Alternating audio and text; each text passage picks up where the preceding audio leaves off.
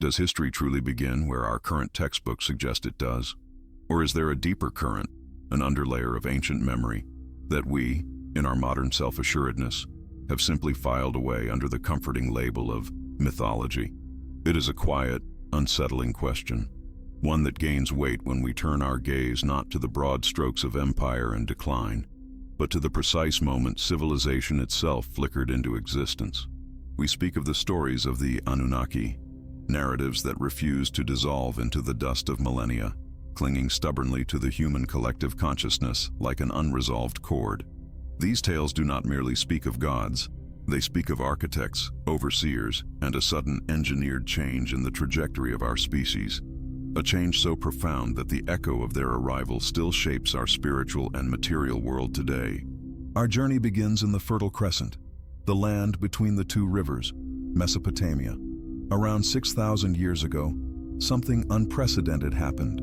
In Sumer, a civilization materialized seemingly out of the void. It wasn't a slow, evolutionary climb from nomadic life. It was an explosion of complexity. Suddenly, within the span of a few generations, humanity possessed city-states, sophisticated irrigation systems, formalized mathematics, astronomical observance, complex law, and perhaps most critically, writing. The historical timeline often treats this as a marvelous leap of human ingenuity, and indeed it was. But the speed of the leap carries a quiet strangeness. It suggests a template, a blueprint provided, or perhaps a memory urgently recorded before it could be lost to time. We are immediately confronted with the uncanny valley of Sumer, a society that achieved a level of organization that shouldn't have been possible given their foundational resources. Yet they themselves claimed their knowledge was not self-generated. They said it came from the ones who descended. It is here, inscribed onto millions of clay tablets, meticulously documented in the cuneiform script, the very first form of extensive writing, that we find the foundation of the Anunnaki stories. These are not secondary accounts written centuries later. They are contemporary documents from the founders of civilization. The Sumerians were not shy about recording their pantheon, but their description of these entities, these so-called gods, diverges sharply from later mythological traditions. They detail individuals with specific roles, with names that translate not to abstract divine concepts, but to functional titles. Enlil, meaning Lord of the Command. Enki, meaning Lord of the Earth. These beings were terrestrial residents, powerful, certainly, but bound by internal politics, capable of anger and affection, and crucially, possessing technology far beyond the human scope. The texts speak of their mode of transport, their residences, and their reason for being on Earth, a reason that ties directly back to a distant planet known as Nibiru, traversing our solar system on an elongated elliptical orbit. This is where the historical narrative becomes deeply unsettling. If we accept the Sumerian records as literal history, as they themselves intended them to be read, then the foundation of human civilization was laid not by an organic societal evolution, but by a deliberate intervention, a project initiated by a non-terrestrial group. They called them the Anunnaki, a term most frequently translated as those who from heaven to earth came. This recognition forces a fundamental re-evaluation of our place in the cosmos. Was our history written in clay before we even learned to question the sky? The sheer volume and consistency of these narratives across diverse Sumerian and later Akkadian texts are difficult to dismiss as mere folk tales. We are not dealing with a few scattered myths, but a highly structured bureaucratic account of a mission. The central plot, the foundation of their entire presence here, was the search for a vital resource, gold, not for jewelry, but for a far more critical purpose: to suspend fine particles high in the upper atmosphere of their home world, Nibiru, protecting it from atmospheric dissipation and planetary cooling. The narrative suggests that Earth became their primary mining outpost, requiring a workforce for the labor. This necessity leads directly to the ultimate revelation recorded in the tablets: the creation of modern humanity. The texts describe a genetic manipulation, a hybridization project undertaken by the scientific chief, Enki, and the medical officer, Ninti, later known as Ninhursag. The goal was to create a Lulu Amelu, a primitive worker, by combining the genetic material of the Anunnaki with the indigenous hominid population of Earth, specifically Homo erectus. This act, detailed in texts like the Atrahasis epic, provides an explanation for the sudden emergence of Homo sapiens in the archaeological record, a creature possessing a spark or essence that previous hominids lacked, giving us an unprecedented capacity for complex language and abstract thought. If this sounds like the echoes of creation found in nearly every major world religion, it is because the hypothesis posits that the Anunnaki narratives are the source text, the raw historical data from which the polished, often anthropomorphized religious myths of Genesis, the flood, and the intervention of gods were later derived and generalized. It begs the question, how much of our core spiritual framework is actually based on a technical document describing ancient, highly advanced visitors? To truly grasp why this story refuses to disappear, we must commit to understanding the texts themselves. This requires deep attention and a willingness to set aside preconceptions. It is a dense, multi-layered investigation.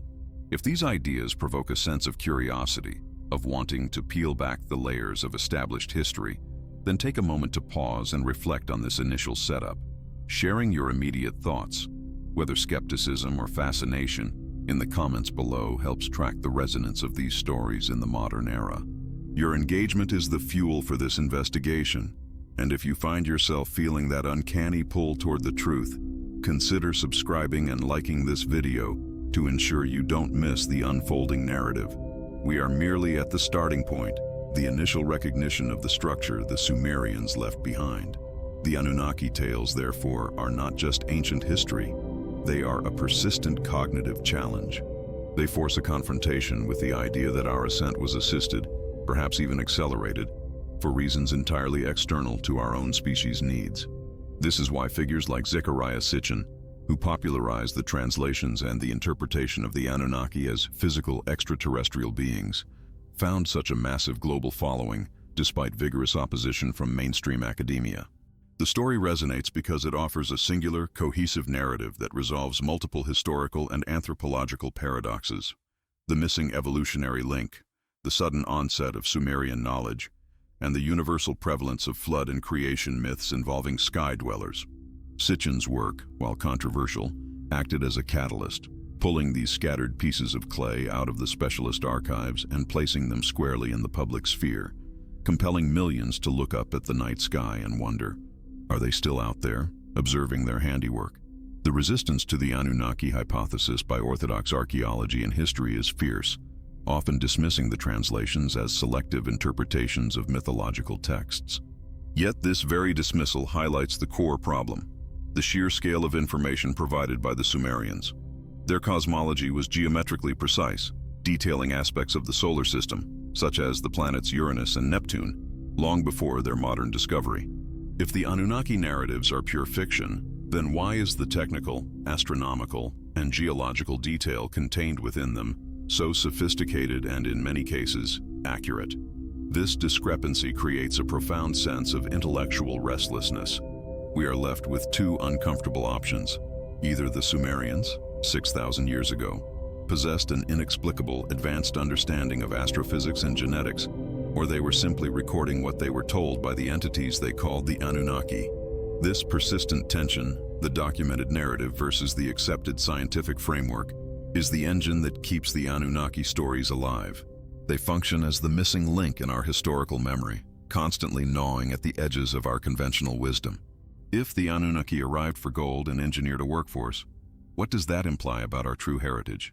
Are we the descendants of the Lulu Amelu, inheriting not just a body, but a profound inherited memory of a great project? This thought is profoundly unsettling, suggesting that human history is not a linear climb toward enlightenment, but perhaps a cyclical pattern established millennia ago.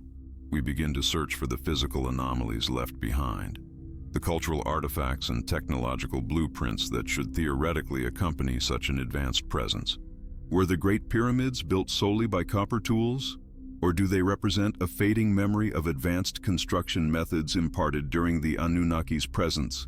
When we examine the ancient sites, Baalbek, Tiwanaku, Giza, there is an undeniable scale and precision that seems to defy the known capabilities of the recorded civilizations inhabiting them.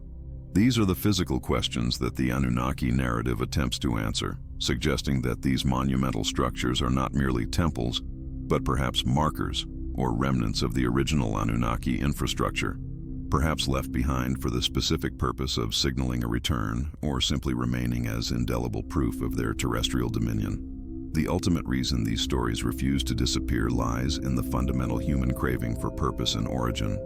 We are creatures that seek completion in our narrative, and the Anunnaki framework provides a startling, almost cinematic origin story that bypasses the randomness of evolution. It suggests a grand, if slightly terrifying, purpose.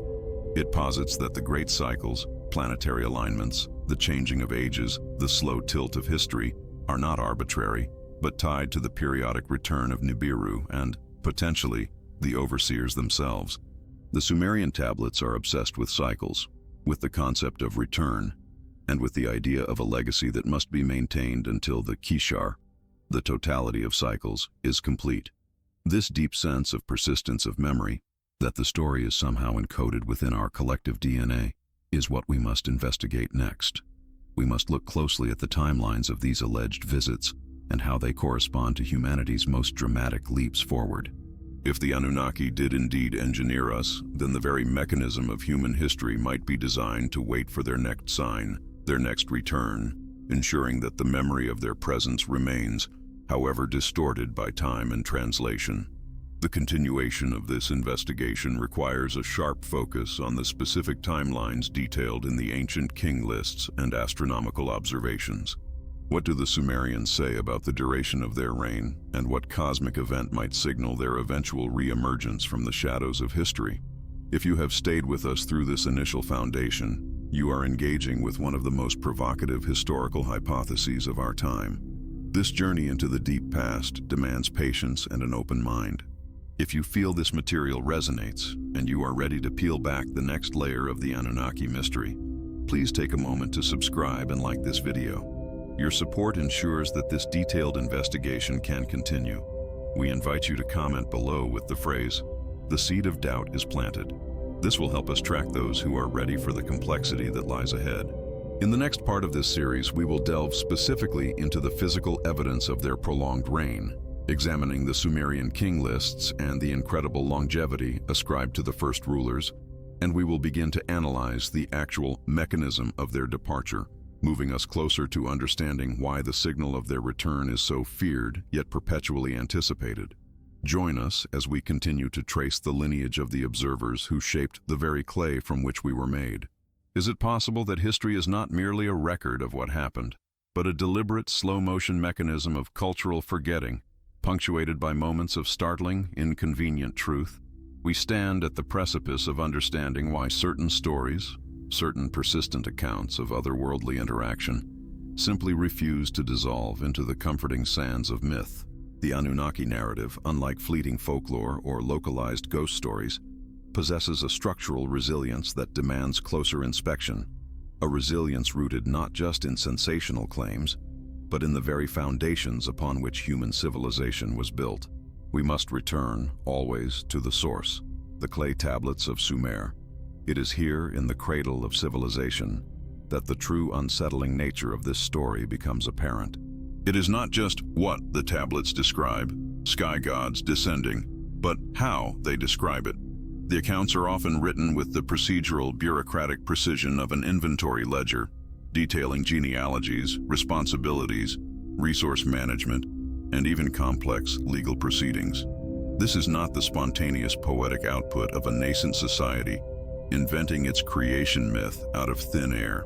Instead, the narrative implies the transcription of an already established, highly organized, and deeply complex hierarchy. The question shifts from, did this happen? To, why did the first known writers in human history use their newfound literacy to document this specific, detailed, and utterly bizarre extraterrestrial corporate structure? The strangeness intensifies when we consider the concept of civilizational inertia. Most cultures begin small, gradually developing technology, law, and urban planning. Yet, Sumer appears almost fully formed, a quantum leap in human development that historians struggle to explain without resorting to hand-waving concepts like spontaneous genius. They possessed sophisticated irrigation systems, complex mathematics, astronomy far exceeding navigational necessity, and a pantheon that functioned less like abstract deities and more like volatile, powerful, and often warring managers presiding over human laborers. This abrupt sophistication is the foundational crack in the historical narrative that the Anunnaki stories slip into perfectly. If we are to believe the texts, the knowledge was not discovered, but conferred. It was the inheritance, not the invention, that defined the early Mesopotamian world. And this leads us to the persistent signature found across the globe, the motif of the great observer, the provider of the fundamental blueprints. The Sumerian accounts describe the Anunnaki, those who from heaven to earth came, not as ethereal spirits, but as physical beings concerned with mining gold, establishing earth stations, and manipulating the proto-human lineage for labor purposes. This isn't spiritual revelation, it's resource extraction and genetic engineering described in archaic terms.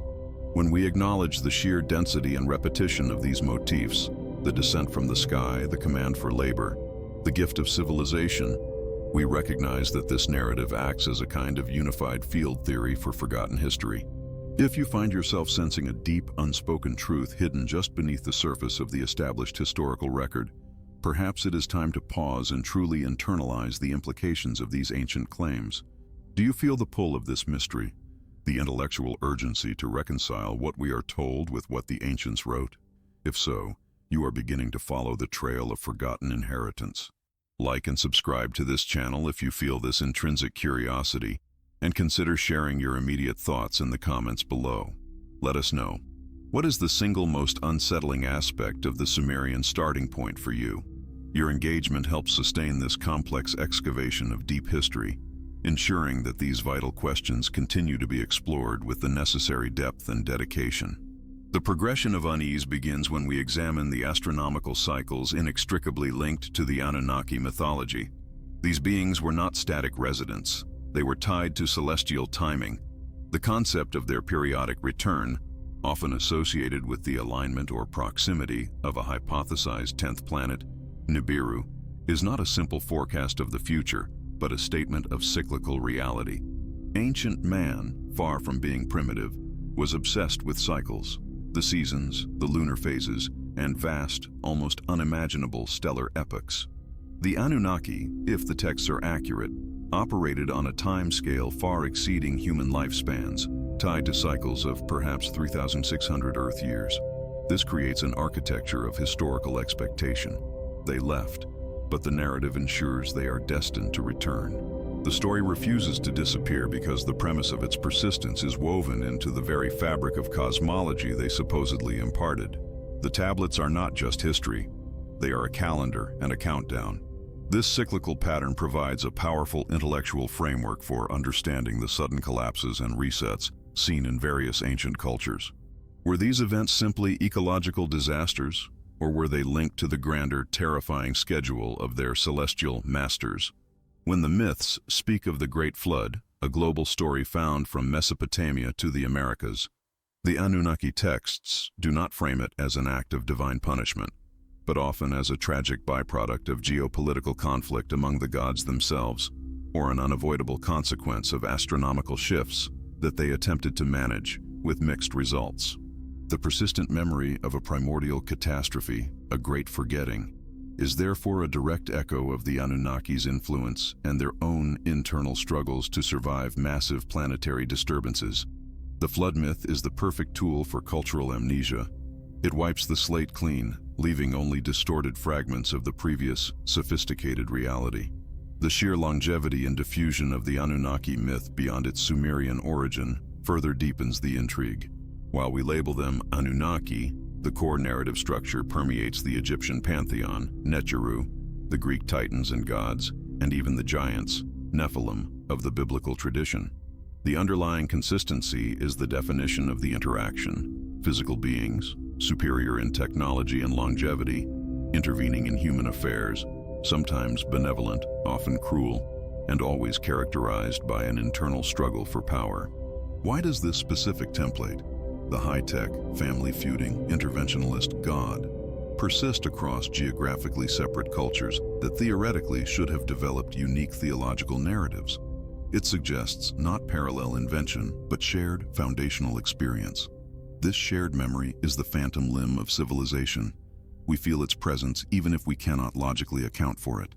To truly grasp the gravity of this, we must attempt to decode the language of gods and giants. What the ancients experienced and recorded as divine power, or magic, would today simply be classified as advanced technology. The flying chariots become spacecraft. The ability to speak across vast distances becomes communication technology. The ability to rapidly alter the environment becomes terraforming. The Nephilim, often translated as giants, may not refer simply to immense physical size, but rather to a superior caste or race, perhaps individuals of significantly different physical characteristics or genetic lineage. If we adopt this technical materialist lens, the mythical narrative instantly transforms into a compelling, if deeply uncomfortable, historical account of contact. The psychological need for the observer is another reason why this story refuses to fade. Humanity struggles with the notion of random, spontaneous evolution leading to self-awareness. It is psychologically more satisfying and perhaps even spiritually necessary to believe that our existence is purposeful, guided by a higher intelligence. The Anunnaki narrative fulfills this deep-seated need perfectly. It provides a distinct purpose. We were created, engineered, or at least optimized for a function. This belief, this inherent search for meaning through external origin, acts as a self-fulfilling prophecy, ensuring the continuous cultural echoing of the creator narrative. We are subconsciously scanning the skies and the historical records for the signal of our makers, and the Anunnaki story, documented so meticulously at the very dawn of our recorded history, provides the loudest, clearest signal we have. This leads us to the final, gradual revelation of this segment: the connection between the Anunnaki narrative and humanity's inherent sense of amnesia. We feel perpetually displaced, as if we woke up in the middle of a story we should already know. The Anunnaki accounts explain this displacement. They suggest that significant portions of our past were intentionally or accidentally erased. Every time a new tablet is deciphered, every time an archaeological discovery challenges the timeline of orthodox history, the feeling of unease grows. We are not just uncovering ancient history. We are recovering fragmented memories of a sophisticated inheritance that was almost lost entirely. The continuous thread connecting Sumerian claims to Egyptian monuments and Mayan celestial calendars is the insistence that the highest knowledge comes from the sky, tied to these vast recurring cycles of influence and withdrawal. As we delve deeper into this investigation, the distinction between myth and archaic history becomes increasingly blurred. We must continue to follow the evidence, however unsettling, and acknowledge that the greatest resistance to these stories is often not intellectual, but emotional. The reluctance to accept that we might be part of an infinitely larger and deeply cyclical drama. If you have followed this intricate path so far, wrestling with the implications of an inherited rather than invented civilization, it means the silent call of deep history is resonating within you. We are only in the early stages of decoding this enduring mystery. If you have arrived at this point in the narrative, truly engaging with the layered complexity of why these Anunnaki stories refuse to disappear, you are now an integral part of this continuing investigation. To ensure you do not miss the crucial upcoming segments, particularly as we move towards synthesizing global connections, please take a moment to subscribe to the channel. Hitting the like button signals to the algorithm the importance of these deep dive historical investigations. And please, in the comments below, simply write the word, "The cycle continues." This is the phrase that binds those who recognize the repeating nature of these claims. Ahead lies the most challenging part of our journey: the direct examination of the material evidence and the genetic implications of these ancient narratives. Click on the next segment appearing on your screen now, and let us continue this search for the observers of our forgotten inheritance. The true secrets lie just beyond the threshold of recognition. Is it possible that the profound echo of the Anunnaki stories endures, not because we seek validation for our current civilization, but because these narratives are attempting to fill a critical, almost paralyzing void in our understanding of our own emergence? We have spent generations building careful, linear timelines of human progress, the slow transition from hunter-gatherer to agrarian society, the steady march toward the monumental cities of Sumer. Yet when we stand before the astonishing complexity of the earliest known urban centers, when we examine the astronomical, mathematical, and linguistic systems that seemingly sprung forth, fully formed, onto the Mesopotamian plains, a pervasive sense of estrangement takes hold. It is the unnerving feeling that some essential chapter of the human story has been surgically removed, leaving behind only the scar tissue of myth and legend.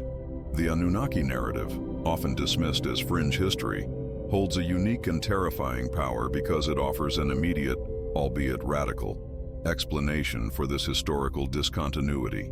It proposes that the foundation of our world was not a gradual internal ascent, but rather an external intervention, a genetic and cultural upload provided by non-terrestrial entities.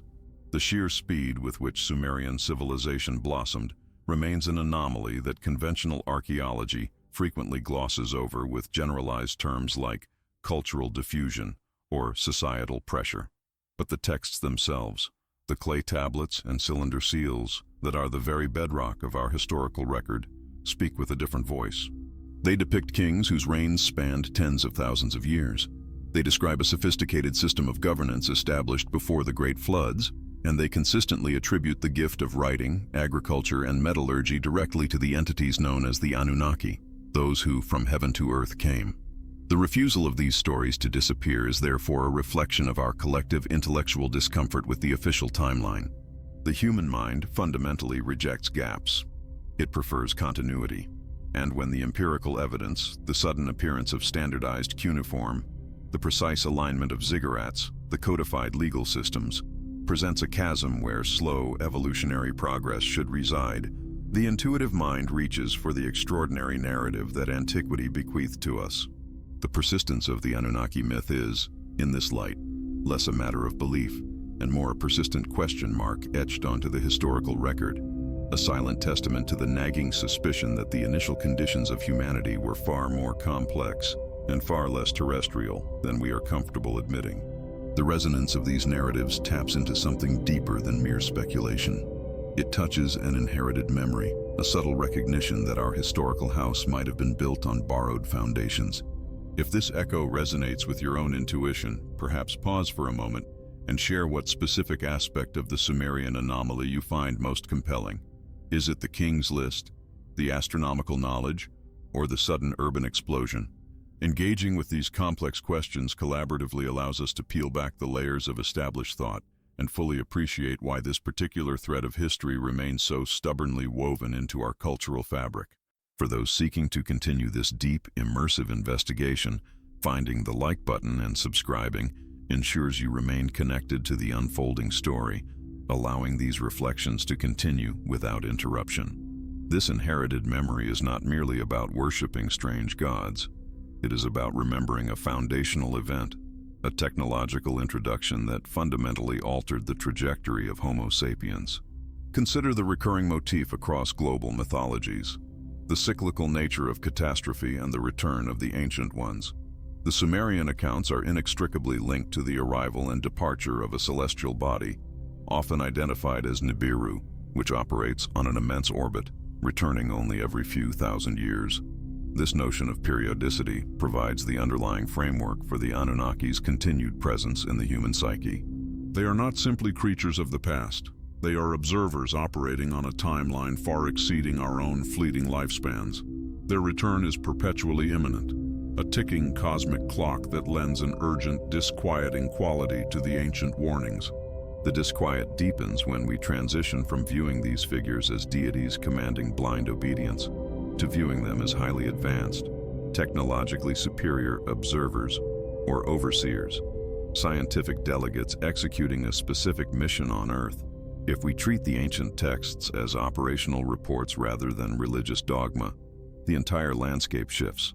The persistent stories of the Anunnaki surviving massive floods, establishing advanced mining operations, and engaging in genetic manipulation, the creation of the Lulu or primitive worker, cease to be miracles and become instead engineering tasks.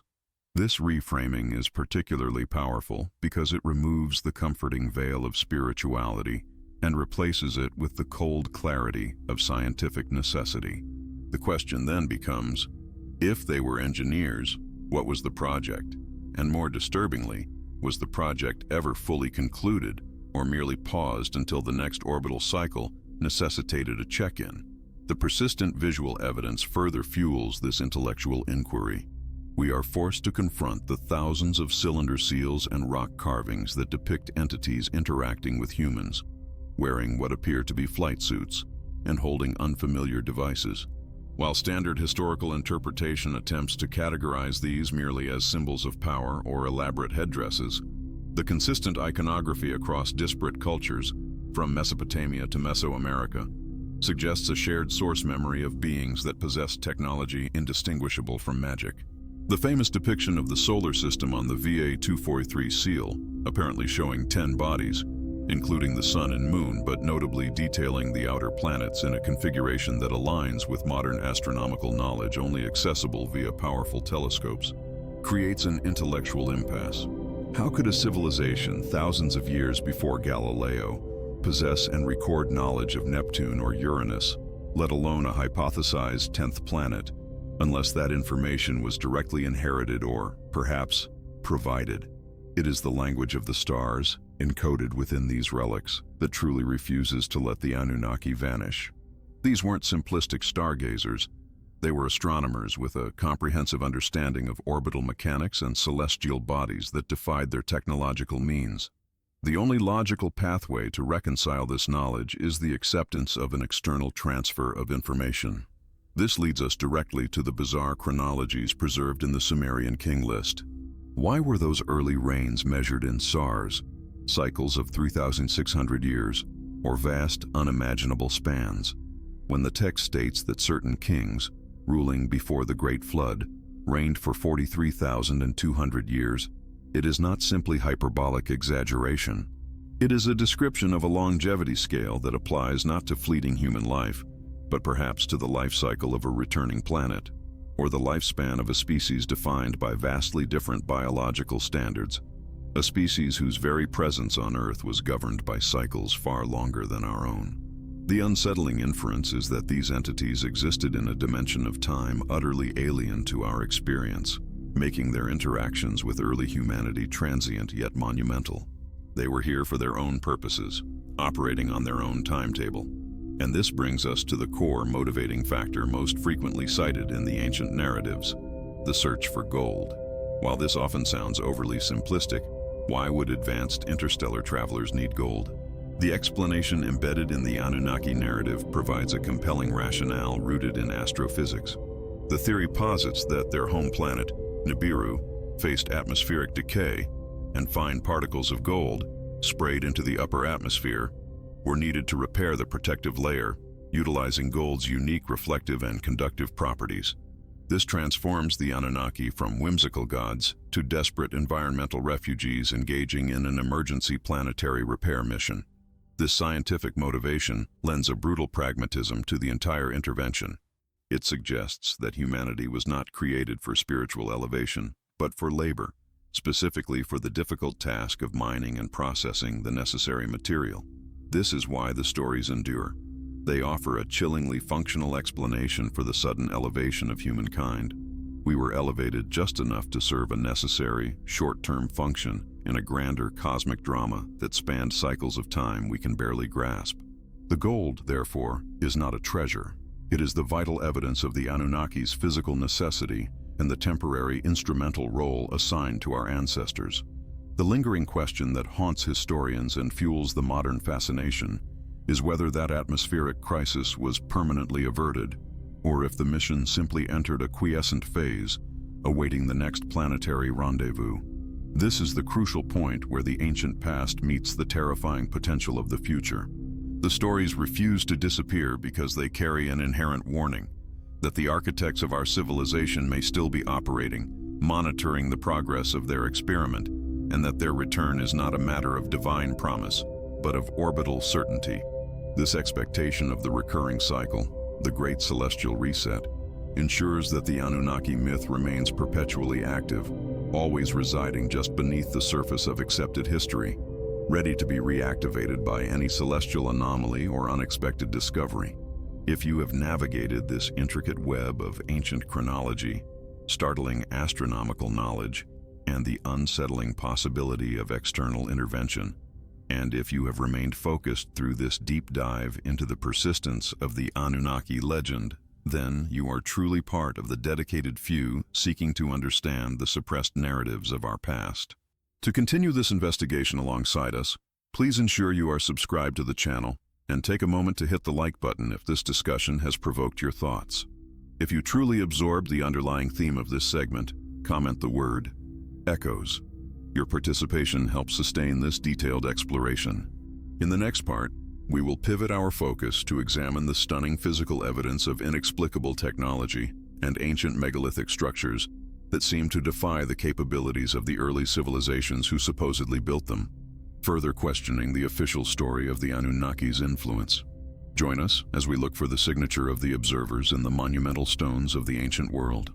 What if the enduring narrative of the Anunnaki is not simply a historical curiosity, a beautifully crafted piece of forgotten myth, but rather a persistent symptom of a fundamental human disorientation, a deep, silent recognition that our origin story feels subtly, jarringly incomplete?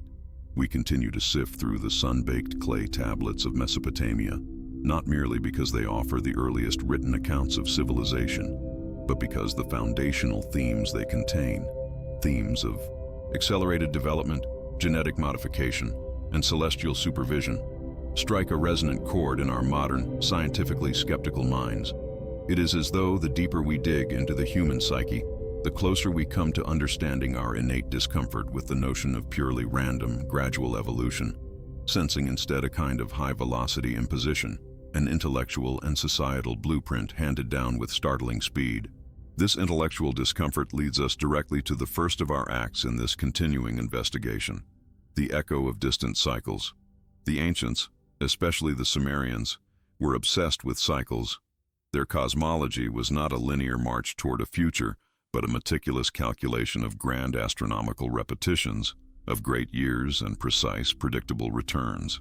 Why did they invest such profound intellectual capital in mapping celestial mechanics that seemed to stretch far beyond the practical needs of crop rotation or political governance?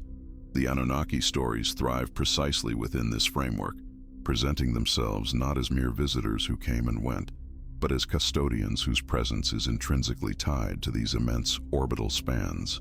Their myth suggests a pattern, a cosmic rhythm that dictates when the conditions are right for their intervention, and crucially, when the time comes for their temporary withdrawal.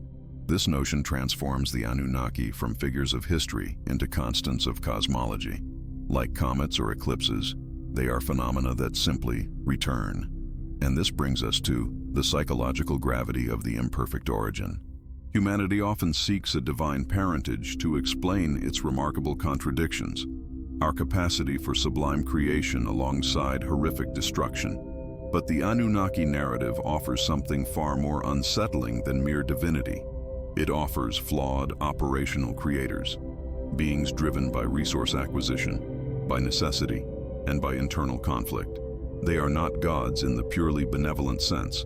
They are technologically advanced predecessors whose legacy is one of labor and hierarchy. It is easier, perhaps, for the modern mind to accept the story of advanced, manipulative off-world miners than it is to accept the traditional theological perfection of a distant deity. The imperfections of the Anunnaki mirror our own so closely that the story feels less like a religious text and more like a corporate history, a history we instinctively try to hide, yet keep nervously returning to. We see this tension manifest materially in the discrepancy in the soil. Consider the archaeological record of Sumer. We move rapidly from simple hunter-gatherer societies to fully operational bureaucratic urban centers, complete with writing systems, complex mathematics, astronomical observation, and codified law.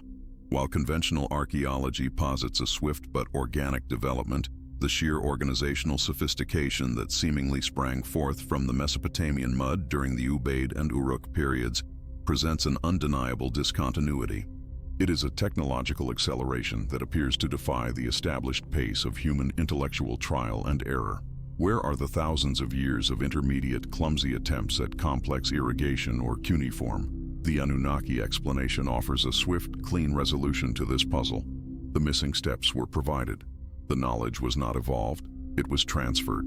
This narrative bridge, which closes the frustrating gaps in our understanding of early urbanization, is potent fuel for the story's refusal to vanish. If these deep currents of history, these persistent questions about the acceleration of our earliest civilizations, resonate within your own reflective process, it suggests you too are listening for the echo of these ancient observers. This journey through forgotten histories requires careful consideration, a willingness to look beyond conventional boundaries. If this investigation into the profound staying power of the Anunnaki myths holds significance for you, then pausing to acknowledge that resonance, perhaps by tapping the like button and joining the conversation below with your own thoughts on these chronological anomalies, is a subtle but crucial act of participation in the collective search for truth. By subscribing, you ensure you remain part of this ongoing effort to piece together the mosaic of our hidden past. Continuing our thread, this transferred knowledge naturally leads us to the celestial calendar and the long watch.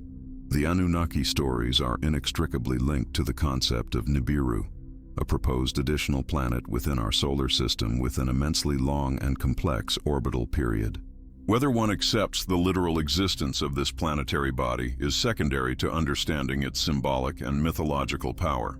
The narrative of Nibiru provides the necessary mechanism for the Anunnaki's cyclical nature. Their presence is tied to its perihelion, the point when it is closest to Earth. This creates a kind of cosmic alarm clock, embedding the expectation of their return not just in prophetic texts, but within an alleged astronomical reality. This mythologized celestial mechanics ensures that the fear and anticipation of their arrival are perpetually renewed, linked to the measurable, if long-dated movement of the cosmos itself. And who recorded this long, patient watch? We turn our gaze to the silent observation deck. The earliest Sumerian and Babylonian priests were not simply spiritual leaders, they were meticulous astronomers, record keepers, and civil engineers. They possessed a knowledge of star charts, celestial movements, and mathematical precision that often seems disproportionate to their technological means. It is plausible, as the narratives suggest, that these individuals were the designated stewards, the direct inheritors of the Anunnaki's operational knowledge. They sat on the silent observation deck, dutifully recording the cycles, maintaining the complex infrastructure, and passing down the stories of the visitors who taught them how to measure time and organize chaos. They were the intermediaries, ensuring that the legacy, even if later misinterpreted as mere religion, remained intact in the language of numbers and stars. This brings us to the resonance of forgotten technology. Consider the core technologies attributed to the Anunnaki: metallurgy for their mining operations, advanced aerial transport, the legendary Shem or skyboats, and most controversially, the knowledge of genetics required to engineer Lulu Amelu, the worker being, or modern human.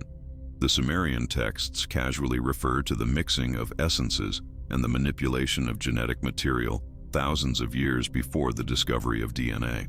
This correspondence between ancient mythology and cutting-edge science provides a potent synchronicity.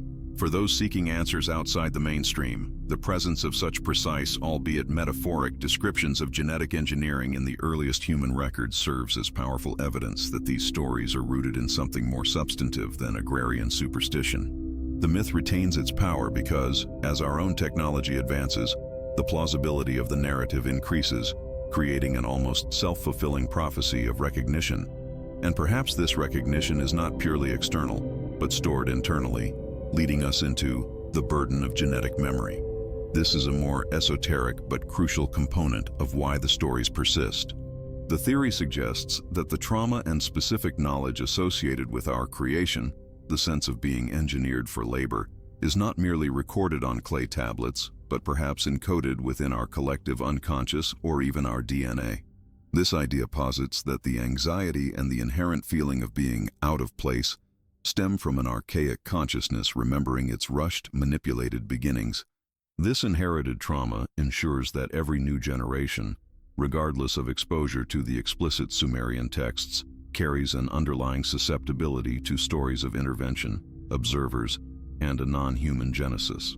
The Anunnaki myth taps directly into this shared subterranean well of inherited experience.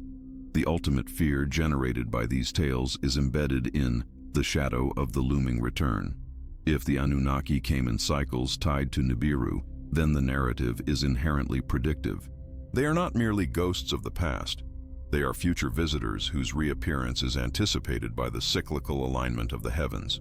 This predictive quality elevates the stories beyond mere historical interest and into the realm of profound, perennial geopolitical concern.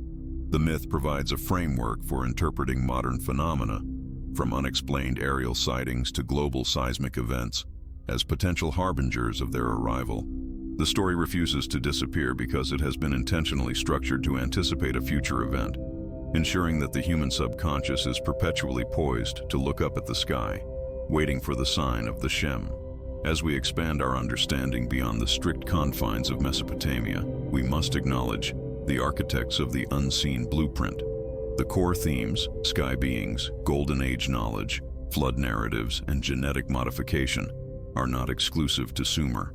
They echo across the globe, in the myths of the Olmecs, the Dogon, the Egyptians, and the civilizations of the Indus Valley. While the names change, Enlil becomes Ra, Enki becomes Quetzalcoatl, the operational narrative remains strikingly consistent. A technologically superior race descended from the heavens, imparted foundational knowledge, and then vanished, promising a return. This universality suggests either an incredibly rapid cultural diffusion that defied geographical barriers, or a shared common origin point for the narratives themselves, an unseen blueprint authored by the original actors and dispersed globally as their influence spread.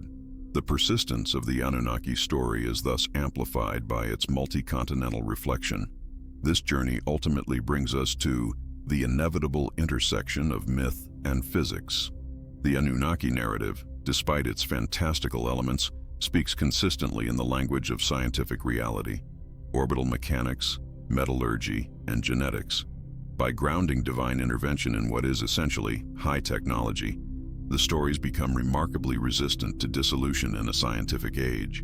Instead of fading, they evolve, finding new relevance as our own science fiction and speculative physics catch up to the ideas described on ancient clay tablets. The enduring appeal lies in the chilling possibility that these myths are not merely attempts to explain the world, but detailed historical accounts filtered through primitive understanding, history written by the very first witnesses. If you have stayed with us through this deep dive into the psychological and astronomical anchors of the Anunnaki legend, you are recognizing that the investigation into history is often a journey into the self. You are among those rare viewers willing to challenge the established chronology and sit quietly with the uncomfortable possibility of a borrowed beginning. If this quest for a fuller understanding of human heritage resonates with you, please consider subscribing to the channel. Liking this video helps us continue these in-depth explorations, bringing these forgotten narratives to a wider audience. And to solidify your participation in this act of collective recognition, please leave a comment below with this specific phrase: "The echo endures." The next phase of our investigation will delve into the precise archaeological evidence and linguistic keys that Zecharia Sitchin utilized to formulate his controversial theories, focusing on the specific translations and interpretations that ignited this modern resurgence of interest. Do not miss the continuation of this unfolding narrative, which appears on your screen now, as we follow the thread of those who claim to have decoded the very language of the observers. Is it simply the sheer antiquity of the accounts that lends them such persistent, haunting authority, or is there something far more unsettling embedded within the very structure of these forgotten narratives? A precision that folklore should simply not possess? We are left to wander through the ruins of Sumer, gazing upon the cuneiform, not merely as historians examining dried clay, but as forensic investigators attempting to decrypt a message left deliberately for us across tens of thousands of years. The narrative threads concerning the Anunnaki, those who from heaven to earth came, do not behave like typical mythological constructs, which generally morph and soften over time, adapting to cultural shifts and geographical isolation. Instead, they demonstrate an unusual level of technical consistency. an almost bureaucratic specificity regarding lineage, function, mission, and cyclic return, suggesting not the fluid imagination of primitive peoples, but the dedicated record-keeping of chroniclers struggling to document an overwhelming non-terrestrial reality. This persistence in the narrative, this refusal to dissipate into the comforting ambiguity of generalized myth, anchors the first deep psychological resonance. If these accounts were merely attempts to explain solar movements or local weather phenomena, they would have long since been superseded by scientific understanding or diluted by the influx of subsequent empires. Yet the core premise, that highly advanced, powerful beings arrived on Earth with a specific, resource-driven agenda, initiating and then guiding human civilization through a mixture of forced labor and technological endowment, remains remarkably resilient, almost impervious to debunking. It holds a unique space in the collective subconscious, suggesting that humanity's foundational memory might be one of being created, rather than simply evolving. This sense of borrowed origin, the feeling that our history starts not with a blank slate but with a deeply intrusive intervention, is what prevents the Anunnaki story from fading. It is the inescapable sense of the unecho of unfinished creation. We sense the blueprint was laid, the scaffolding was set, but the final builders departed abruptly, leaving us with both the tools and the terrible uncertainty of their eventual inspection. The lingering question is whether the stories survive because they are good narratives, or because they are mandatory warnings, passed down through the most robust, if unconventional, archival system available: myth, ritual, and symbolic architecture. The moment we step away from viewing these accounts as mere fiction and begin to treat them as potential historical documents written from a radically different perspective, the level of unease deepens dramatically. Why do cultures separated by vast oceans and impossible distances, from the Andean highlands to the Mesopotamian plains, share strikingly similar motifs of skyborn teachers, golden ages followed by great floods, and the creation of humanity from clay and divine essence? To dismiss these parallels as global coincidence requires a monumental leap of intellectual faith, perhaps a greater leap than accepting the possibility of a common source. This brings us face to face with the weight of the forgotten mandate. If our early ancestors were indeed engineered, then the purpose of that engineering, the original mandate for which we were designed, remains somehow embedded in our cultural DNA, manifesting as an obsessive need for purpose, hierarchy, and relentless progress. We are driven, perhaps, by the echo of a forgotten program. This narrative insists that humanity was not born free, but was instead designed for a specific task, and the persistence of the story is the subconscious plea for the return of the instructions, or perhaps the fear of the accountability report. Consider the precision with which the Sumerian texts speak of orbital mechanics, the precise composition of the solar system, and the details regarding the cyclical appearance of a distant, highly elliptical planetary body, Nibiru, long before such concepts were conceivable to traditional astronomy. This knowledge, seemingly dropped into the historical record without a detectable intellectual progression, acts like a signature in the geological record, a mark too clear, too defined, to be dismissed as guesswork. It feels like an indelible stain left by an external influence, a piece of sophisticated metadata preserved in the cultural hard drive of early civilization. The story persists because it explains the inexplicable, the sudden non-linear acceleration of civilization, the mastery of irrigation, writing, mathematics, and metallurgy appearing almost instantaneously on the banks of the Euphrates. The orthodox explanation demands that we accept this unprecedented cognitive leap as spontaneous brilliance.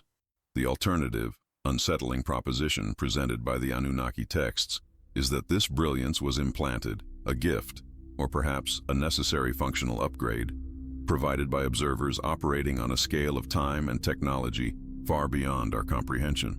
This realization transforms the study of ancient history into a dizzying investigation of possible off-world intervention, making the past feel not safe and concluded, but volatile and perpetually open to reappraisal. If these threads of intervention and sophisticated astronomical knowledge are accepted even as potential clues, the narrative trajectory becomes one of cycles, of long silences punctuated by moments of intense, transformative presence. It is the unnerving idea of the mathematics of eternal return, The Anunnaki narratives are not about a single visit. They are structured around a recurring schedule dictated by the orbit of their home world. The texts repeatedly imply that they departed not permanently, but according to a predictable cosmic calendar. This cyclic nature fundamentally challenges our linear perception of time and history. It suggests that history is less a path walked and more a stage being reset for predetermined intervals. This underlying fear of cosmic cyclicality, that the architects of our civilization will inevitably return upon the completion of a grand celestial circuit, feeds the narrative's longevity. We find ourselves constantly glancing at the night sky, not for comfort, but for the signal, the sign that the ancient masters are nearing the terrestrial boundary once again. It breeds an inherent state of low-level cultural anxiety, a feeling that our current status is temporary, subject to the unpredictable rules of a superior, non-human governance. This cyclical fear is so primal that it requires dedicated consideration, and if you are finding yourself recognizing echoes of these ideas in the deepest corners of your own historical curiosity, take a moment to engage with this material seriously. Pause. Reflect on which aspects of this ancient narrative feel most intuitively disruptive to your current worldview, and share that insight in the comments below. Your sustained engagement and willingness to subscribe is what allows this deep, challenging exploration of history's undercurrents to continue. The longevity of this narrative also owes a great debt to the supposed keepers of this knowledge, the guardians of the clay tablets. Throughout periods of political upheaval, conquest, and the systematic burning of libraries, certain esoteric traditions and priesthoods were allegedly dedicated to preserving the purest forms of the original accounts, translating them across linguistic barriers, and safeguarding them from purposeful misinterpretation by terrestrial powers seeking to centralize divinity. The stories refused to disappear because dedicated individuals, often operating outside mainstream historical visibility, maintained the belief that this knowledge was not mythological poetry, but critical intelligence for future generations, specifically for the generations that would coincide with the next predicted return. These hidden archives, whispered teachings, and carefully encoded symbolic representations, often found in the very architecture and sacred geometries of ancient sites, served as a failsafe against historical amnesia. The keepers understood that forgetting the true origins of humanity meant resigning oneself to the status of a forgotten experiment. Their dedication created a shadow history, one that runs parallel to the accepted academic version, ensuring the perpetual availability of the core premise. We are not alone in our past. This continuous vigilance implies a specific mechanism for interaction. When the veil thins, cyclic visibility. The Anunnaki narrative suggests that their presence is not constantly measurable, but rather occurs in distinct epochs tied to celestial mechanics, a temporary alignment that thins the metaphysical or technological veil, separating their reality from ours. When these cycles align, the evidence of their past presence becomes magnetically potent, attracting renewed curiosity and forcing humanity to re-examine the ruins and texts with fresh, often technologically advanced eyes. The current explosion of interest in the Anunnaki stories, coinciding with an increased global awareness of unidentified aerial phenomena and a widespread distrust of established historical narratives, might itself be a manifestation of this cyclic thinning. It is as if the planetary system itself is generating a pressure point, forcing the suppressed knowledge back into the cultural forefront, urging us to remember the initial contract before the next phase of the cycle begins. This sense of impending revelation keeps the narrative urgent, perpetually relevant. What is perhaps most unsettling about the narrative's persistence is its direct confrontation with modern psychology, creating the anxiety of the modern archetype. In a time defined by existential uncertainty, climate anxiety, and rapid technological advancement that borders on the incomprehensible, the ancient tales of the Anunnaki provide a strange comfort by offering a grand, cosmic explanation for human suffering and ambition. If we are an engineered species, a tool, then our relentless drive for mastery and control, our inherent dysfunction and warring nature, might be tragically rationalized as design flaws or necessary consequences of hurried genetic merging. The Anunnaki story serves as a terrifying yet strangely cohesive archetype for the ultimate other, being so powerful their morality operates outside human comprehension. They become the ultimate projection screen for our anxieties about external control and the limits of human sovereignty. This psychological resonance ensures the narrative remains a vital, albeit uncomfortable, component of modern speculative thought. The enduring power also lies in its subversive challenge to institutionalized history, which we might call the seed of doubt in established history. Orthodox academia largely dismisses the Anunnaki accounts, particularly those popularized by Zecharia Sitchin, as fringe pseudoscience. Yet this dismissal often lacks a satisfying alternative explanation for the sheer volume of detailed, anomalous data present in the ancient record.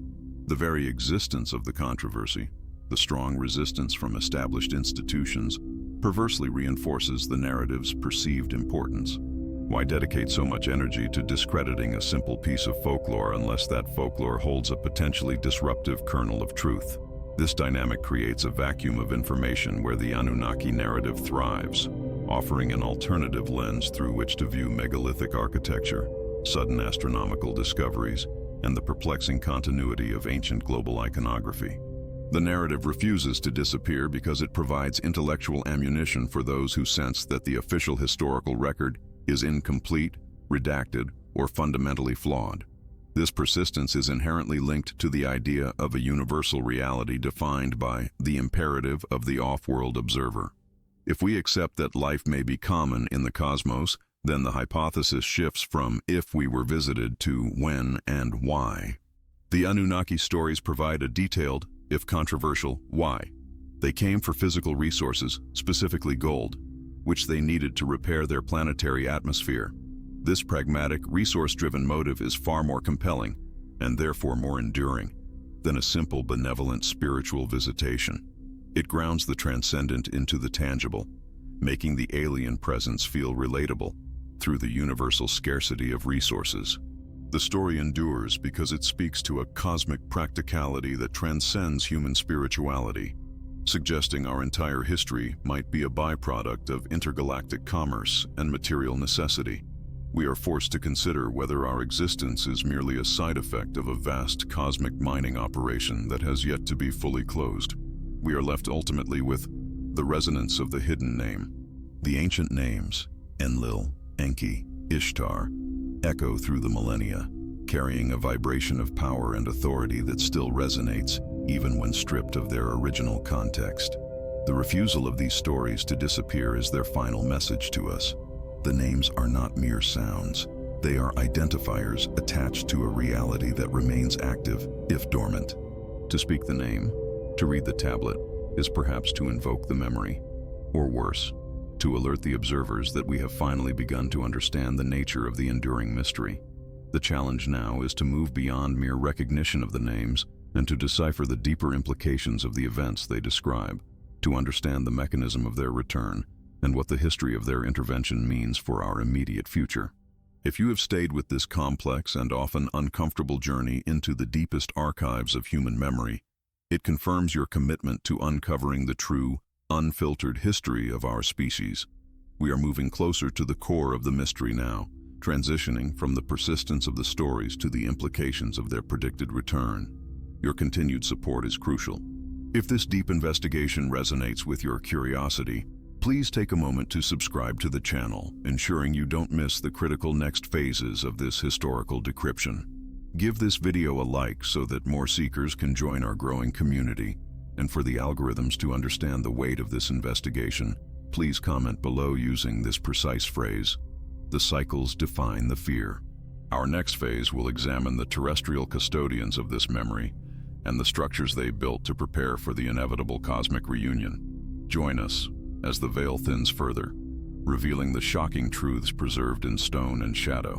What if the greatest silence in human history is not the one we imagine to be interstellar, but one that lies buried directly beneath our feet, muffled by layers of conventional dogma and the relentless erosion of time? We speak often of the sudden, explosive appearance of Sumer, a civilization seemingly born fully formed, complete with complex legal systems, sophisticated irrigation technologies, astronomical expertise, and a profound, interwoven pantheon of powerful beings. Yet, the mainstream narrative prefers to glide over the inherent contradiction of this rapid emergence. attributing it vaguely to localized ingenuity or cultural confluence. But when we look closely at the clay tablets, when we feel the texture of those primary sources, the narrative resists this simple categorization. It insists, with unrelenting consistency, that the fundamental building blocks of their society, the knowledge, the infrastructure, even the social hierarchy, were not invented by them, but were rather gifts, or perhaps assignments, passed down by those who watched, engineered, and ultimately left. This insistence, the stubborn continuity of the Anunnaki narrative across millennia and cultural shifts, is the first indication that something profound and unresolved resides within our historical foundation.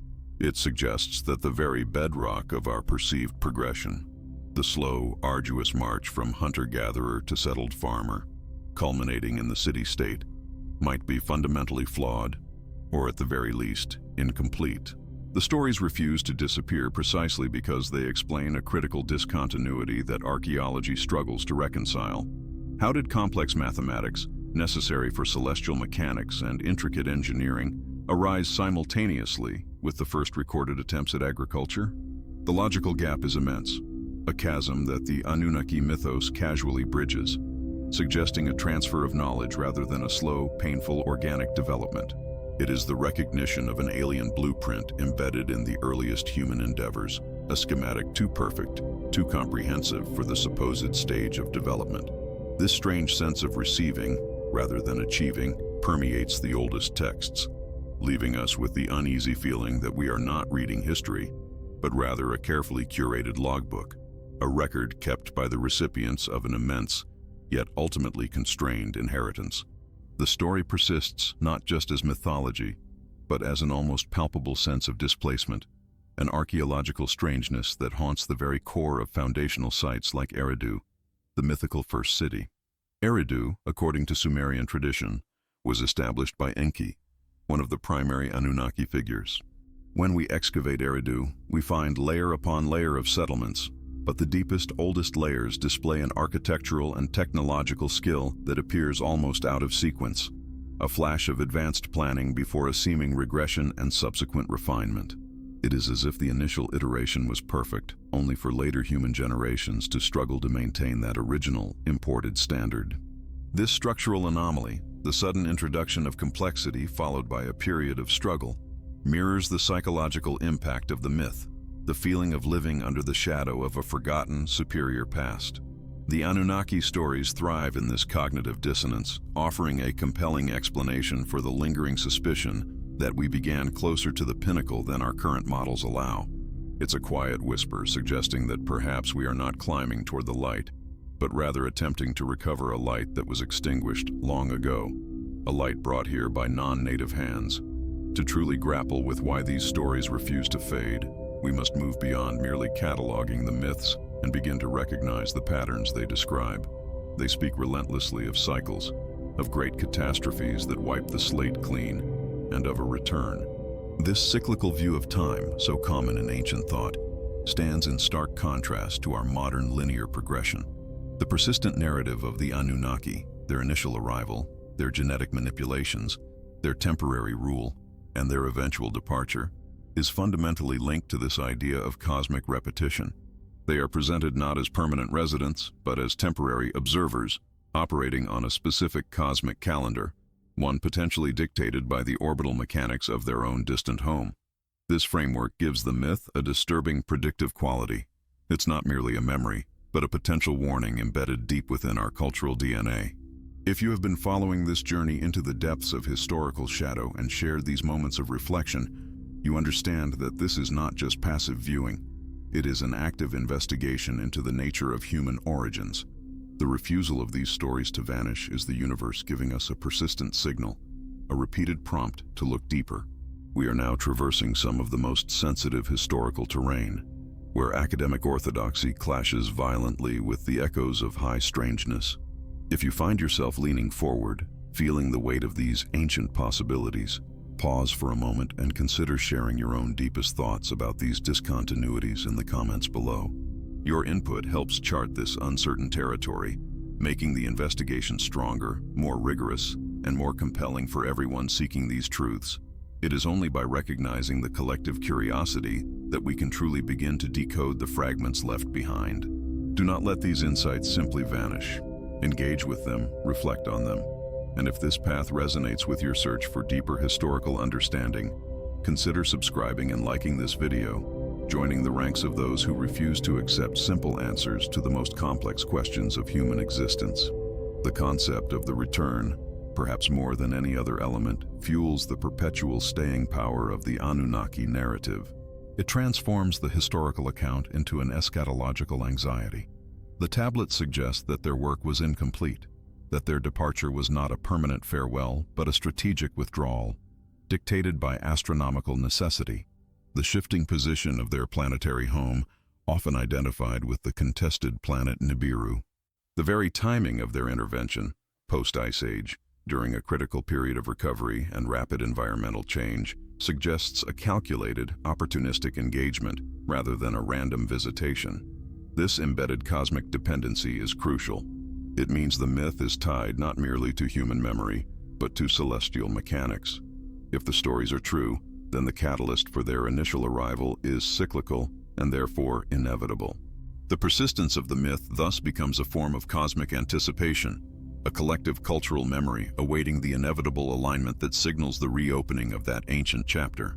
We are left asking, are these stories merely the remnants of ancient astronomy misinterpreted, or are they a profound understanding of the universe's true rhythm, a calendar marking the periods when the gods draw near? The archaeological record, despite the resistance of established institutions, continues to provide fuel for this narrative engine, often unintentionally. Consider the sheer impossibility of the precision and organization required for massive public works in the alleged timeline. The great ziggurats, the alignment of temples, the mastery of the stars, these were not gradual experiments. They bear the hallmarks of expert oversight, leading to the inescapable conclusion for the proponents of the Anunnaki theory. The inheritors were given the instruction manual long before they developed the capacity to write it themselves. This dissonance keeps the story alive. It forces the intellectually honest observer to acknowledge that a massive cognitive leap occurred in Sumer, one that defies simple evolutionary models.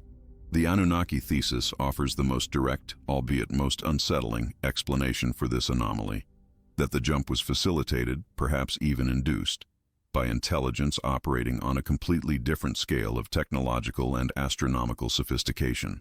We must also recognize the psychological resonance of the Golden Age mythology, which is inextricably linked to the Anunnaki accounts. Almost every culture holds a memory, or at least a deep yearning, for a lost period of perfection, a time when knowledge was readily available, life was longer, and existence was inherently more meaningful. The Sumerian accounts frame the Anunnaki period as precisely this golden age, a time of direct interaction, when the boundaries between the celestial and the terrestrial were permeable. In a world saturated with uncertainty, conflict, and the constant threat of global collapse, the idea that humanity once had direct access to higher organizational intelligence is profoundly comforting, even seductive. It validates the existential uneasiness we feel about our current trajectory. The stories refuse to disappear because they offer a framework of meaning, suggesting that our current state of confusion is a degradation, a form of cultural amnesia, rather than the natural endpoint of independent evolution. They offer the intoxicating possibility that the answers to our most fundamental problems are not yet to be discovered, but rather merely to be remembered. The concept of the eschewed technology is another gravitational pull for the narrative. The myth suggests that the Anunnaki did not just bring knowledge of governance and farming. They brought tools of incredible power, tools that were either lost in the flood and subsequent geopolitical chaos, or deliberately taken back upon their departure. We see echoes of this in descriptions of powerful artifacts, flying machines, and sonic weapons, all wrapped in the language of divine power. This integration of high technology into ancient divine narrative ensures the story remains relevant in our own age of rapid technological acceleration as we delve further into AI, genetic modification, and space travel. The ancient tales of beings who manipulated genes and terraformed planets cease to sound like fanciful myth and begin to resemble a disturbing historical precursor. The Anunnaki stories refuse to disappear because they constantly mirror our own technological ambitions and ethical dilemmas, forcing us to ask whether we are simply repeating a grand cycle initiated by others eons ago. Finally, we find the enduring echo of the Anunnaki in the cultural subconscious of the modern world. Their presence is subtly woven into the fabric of science fiction, fantasy, and even modern philosophical speculation. The tropes of the ancient alien astronaut, the creator god, and the intervening progenitor are direct descendants of the Sumerian narrative. Whether acknowledged or not, the foundational structure of countless films, books, and digital narratives relies upon the tension created by the idea that humanity is a hybrid species, governed or observed by advanced entities operating outside the constraints of our time and space. This modern cultural saturation proves that the narrative fulfills a deep psychological need, a need to contextualize our isolation in the cosmos and explain the sudden brilliance that separates us from all other life forms on this planet. The stories are not just historical records. They are archetypes of our origin and potential fate. They are the persistent hum beneath the floorboards of our civilization, reminding us that the architects may have simply stepped out for a period, leaving us to inhabit structures we do not fully comprehend.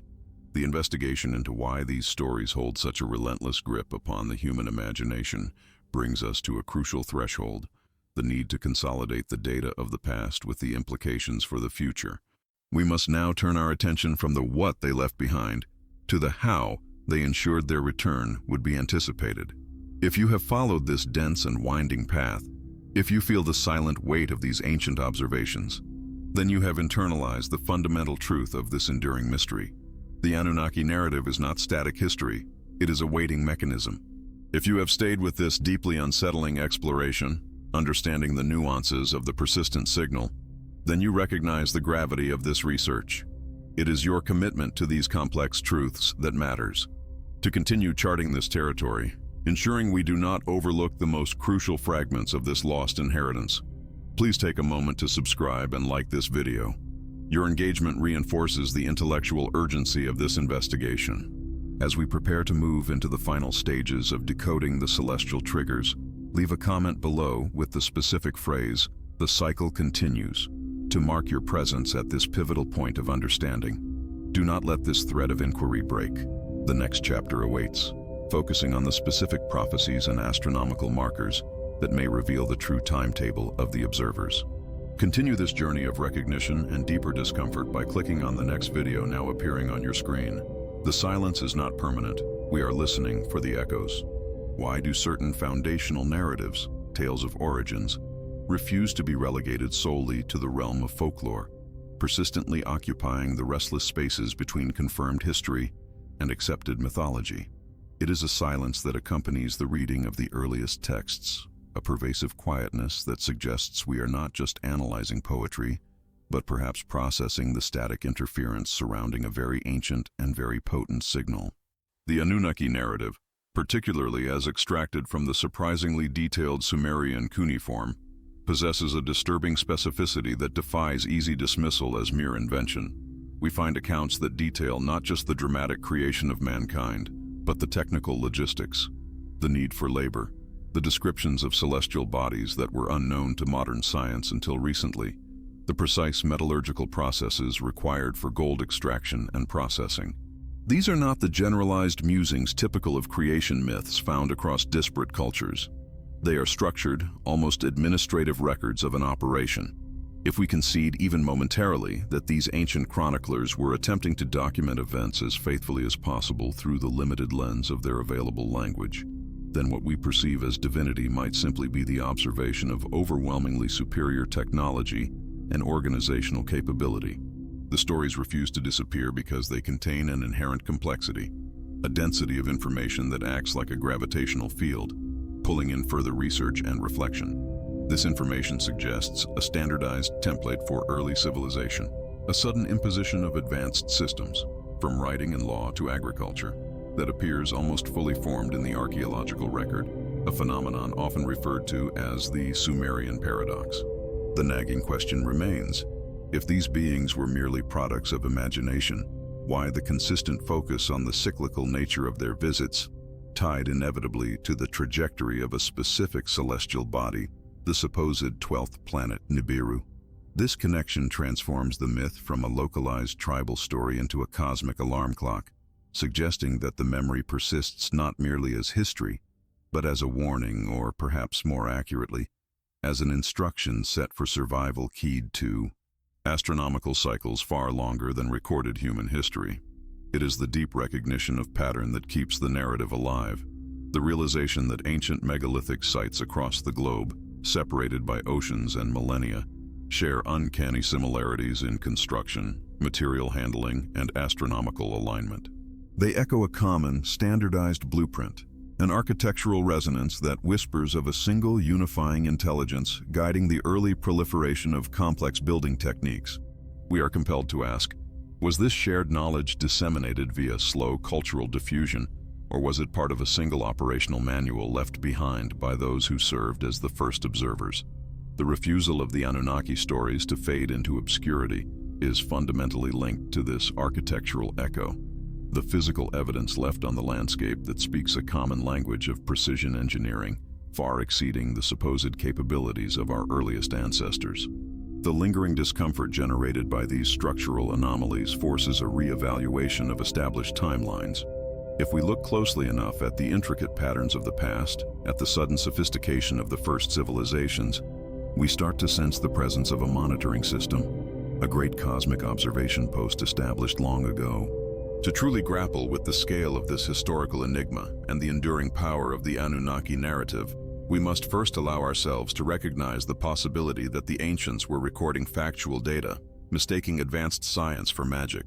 We must engage with the implications of the forgotten signal embedded in their cuneiform. This endeavor requires focus, patience, and a willingness to transcend the boundaries imposed by modern academic orthodoxies. If these ancient records are indeed protocols and observations rather than mere poetry, then understanding them is paramount. For those who find this journey into the layered history of our species compelling, those who feel the subtle pull of the unknown in the bedrock of civilization, dedicating time to absorbing the full complexity of this evidence is essential. Consider sharing your own observations and theoretical frameworks in the comments below, extending this collective investigation. Liking this transmission and subscribing ensures that these detailed explorations continue to reach those who seek a deeper understanding of our origins, guiding the search for the hidden patterns that connect myth and material reality. The core of this persistent inquiry lies in the disturbing symmetry we observe in the earliest human endeavors. The meticulous documentation by the Sumerians concerning the celestial mechanics of Nibiru, detailing its elliptical vast orbit and its periodic return, presents itself less like religious dogma and more like an astrological or astronomical calculation system passed down with extreme fidelity. The persistence of the Anunnaki stories is therefore tied intrinsically to the concept of the cosmic clock. The myth becomes an inescapable cycle, a predictive model where the past events, the creation, the great flood, the bestowal of knowledge, are merely data points within a grand recurring pattern. This recognition is profoundly unsettling because it transforms the Anunnaki from figures of history into agents of cyclical intervention, always scheduled for a return when the orbital mechanics dictate the necessary proximity. This structure, ingrained in the earliest human writings, fuels the contemporary fascination. It suggests that the story isn't over, that it is merely in a state of suspended animation, awaiting the next celestial alignment to reactivate its protocols. This idea of cyclical intervention inevitably leads us to the concept of the weight of the observer. If these beings did indeed engineer or accelerate human evolution, they would not simply disappear. They would become the perennial supervisors, monitoring the development of their creation. The silences in the historical record are perhaps not gaps of forgetfulness, but periods of passive observation. The persistence of the stories reflects an inherent human awareness, a residual memory, of being perpetually watched, evaluated against a standard that was established during the initial genetic and cultural seeding. This explains the recurring theme in mythologies worldwide of divine judgment, of watchful eyes from the heavens, perpetually judging the trajectory of human civilization. The Anunnaki stories refuse to disappear because they provide the ultimate context for our paradoxical history, why we possess flashes of extraordinary brilliance, architecture, mathematics, coupled with an almost programmed tendency towards self-destruction and conflict. This dual nature might be the enduring legacy of the initial genetic modification, a contamination hypothesis wherein the blending of species, the divine bloodline, created a being capable of genius but fundamentally flawed in its emotional and social integration. We must confront the crisis of scale when dealing with these accounts. Modern scholarship often dismisses the Sumerian detail as primitive cosmology, yet these same scholars marvel at the sophistication of their mathematical systems, sexagesimal, and their legal codes. It is a cognitive dissonance born of condescension towards antiquity.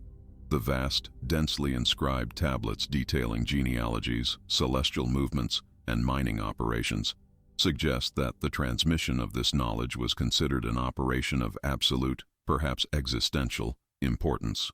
The sheer logistical effort required to preserve such granular detail over thousands of years highlights why these stories remain indelible. They are not trivial fireside tales. They were the central organizing principle of the earliest sophisticated human societies. The survival of the Anunnaki narrative is itself a powerful demonstration of the hidden function of myth preservation protocols. If a superior intelligence wished to encode critical, complex, multi-generational data, such as orbital mechanics and genetic history, it would need a medium far more resilient than technological hardware or perishable texts. It would need narrative. Myth, with its layers of metaphor, its ability to survive linguistic shifts, imperial collapse, and religious reformation, serves as the perfect container. The fantastical elements, winged gods, roaring chariots, are the protective shell, the memorable packaging that ensures the hard kernel of truth, the details about the Great Flood, the existence of the planet Nibiru, the process of genetic intervention, survives intact, passed down through oral tradition and codified rituals, waiting for a future generation capable of stripping away the metaphor to retrieve the original data. It is a long-term information preservation strategy. This deep-seated persistence also speaks to the profound psychological anchor, the need for external origin. In moments of great societal stress or existential confusion, humanity consistently turns towards narratives that provide external context for its existence. The Anunnaki story offers a satisfying explanation for the anomaly of human consciousness, the fact that we awoke suddenly with complex civilization, and a blueprint for potential redemption or regression. It addresses the inherent human anxiety about our place in the cosmos.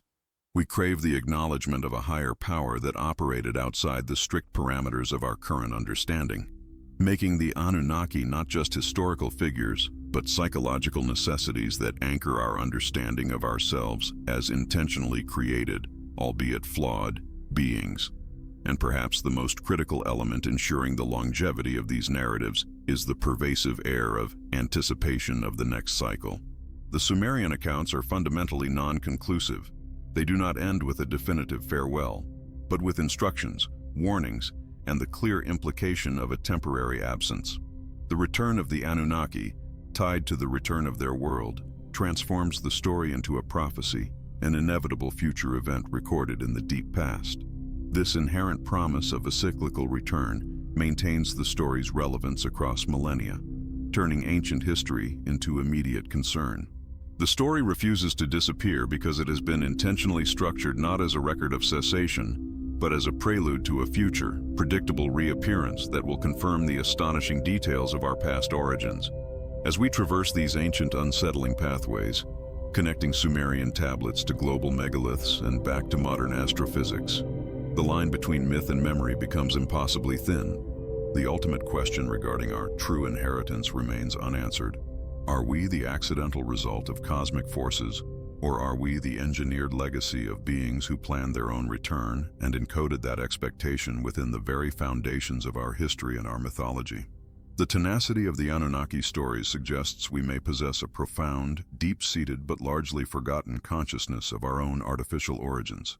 The fragments of these narratives, the architectural echoes, the cyclical warnings, the genetic anomalies, demand continuous and intense scrutiny, for they represent not the end of a forgotten history, but the beginning of an anticipated future. If you have navigated this dense landscape of hypothesis and historical investigation, if you recognize the crucial importance of these persistent echoes, then your engagement is essential to this ongoing exploration. If you have stayed with us through the complex weave of cyclical history and genetic inheritance, please take a moment to subscribe to the channel. Hitting the like button solidifies the signal, ensuring that these deeper investigations continue to resonate with those who are truly seeking the concealed truths beneath the surface of history. Before you continue the journey to the next part, let us know your key takeaway from this discussion. Comment the phrase, "The echoes remain." This dedication to detailed inquiry is what drives us forward, preparing us for the next critical stage of revelation, which awaits in our subsequent examination. The evidence continues to mount, compelling us to look beyond the immediate frame and into the great cosmic pattern of which we are intrinsically, and perhaps intentionally, a part. Can we truly look at the sudden, almost violent blossoming of the Sumerian civilization without feeling a profound sense of temporal dissonance? It is not just the invention of writing or the wheel that confounds the traditional evolutionary model of human development.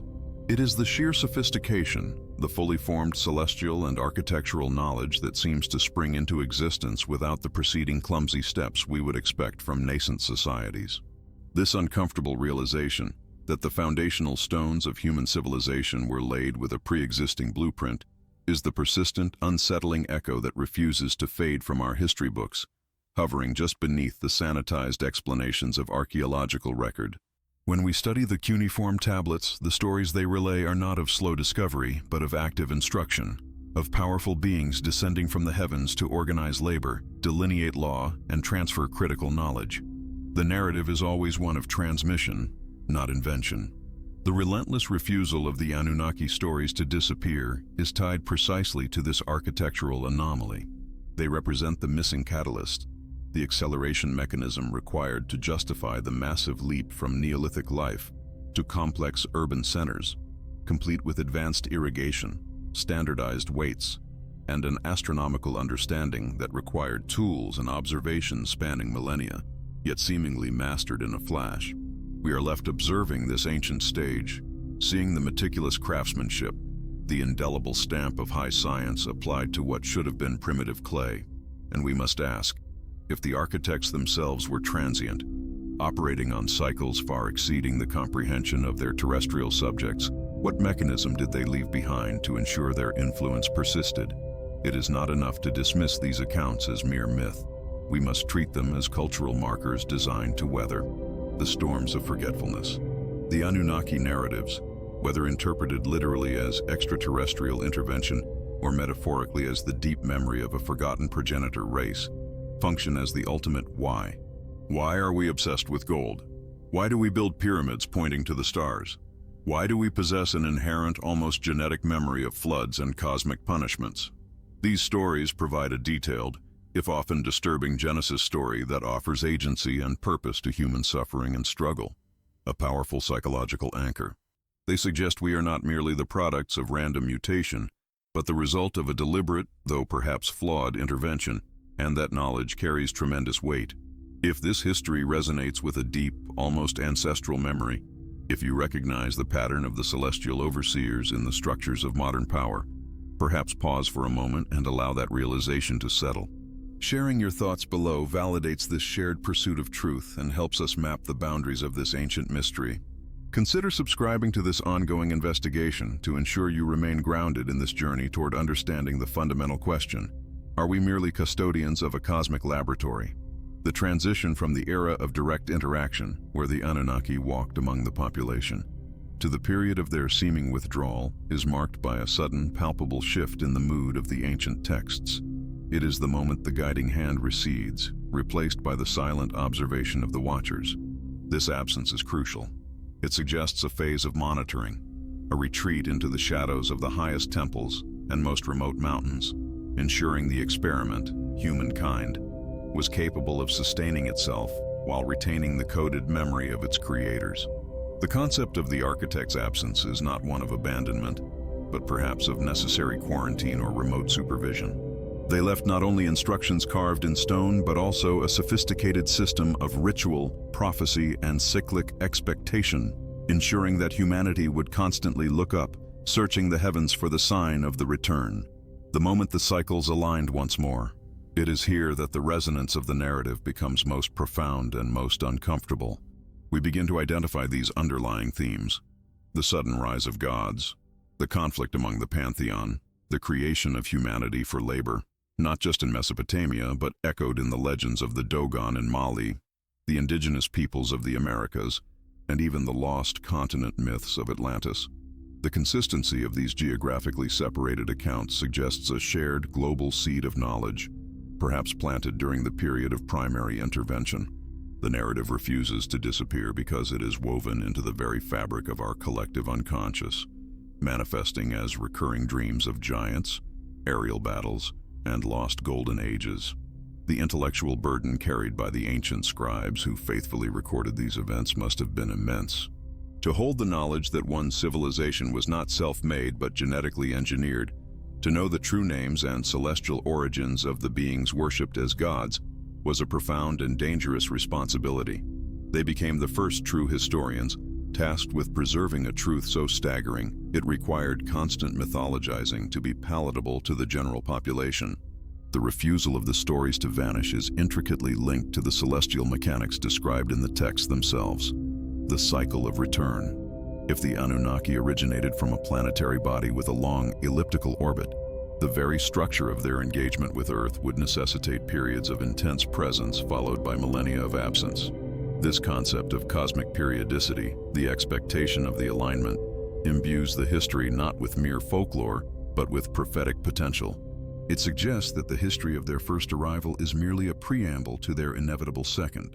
This is the signal of the cycle, the persistent ticking clock embedded in ancient astronomy. Every time a new technological leap occurs, every time the world faces a crisis of resource or governance, the ancient anxiety resurfaces. Are these the final indicators that the caretakers are due to inspect their investment? Furthermore, the longevity of the myth is perpetuated by the inherent inheritance of error. If the Anunnaki manipulated hominid DNA to create Homo sapiens as a slave species, as some translations suggest, the resulting template was imperfect, designed for function rather than moral perfection. The constant cycle of human conflict, the relentless obsession with hierarchy, ownership, and destruction, can be seen, through this hypothetical framework, as the manifestation of that initial genetic design flaw. We see our own violent impulses and inexplicable self-sabotage reflected in the power struggles described between Enlil and Enki, validating the idea that our flaws are ancestral, not accidental. This psychological mirror ensures the Anunnaki stories remain relevant. They provide a cosmic excuse for human irrationality. This leads us to the deeply unsettling possibility of the silent watchers. It is an easier narrative to digest that they left millennia ago and simply haven't returned. But what if the withdrawal was merely from the public eye? What if the highest echelons of ancient authority were always maintained by a select, perhaps genetically predisposed lineage designed to interface with the original architects?